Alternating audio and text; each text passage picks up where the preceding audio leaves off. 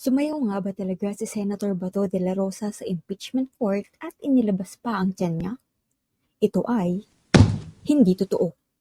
May kumakalat ngayong AI-generated video sa Facebook kung saan makikitang sumasayaw si Senator Ronald Bato de la Rosa sa loob ng Senate Plenary Hall.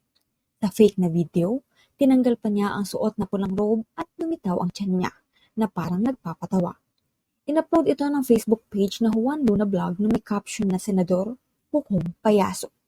Ipinapakita sa video na sobrang loyal daw ni De La Rosa sa mga Duterte kaya handa siyang maging katawa-tawa sa Senado.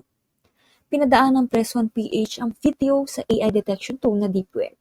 Lumabas sa test na 73% ang posibilidad na AI-generated niya ang video.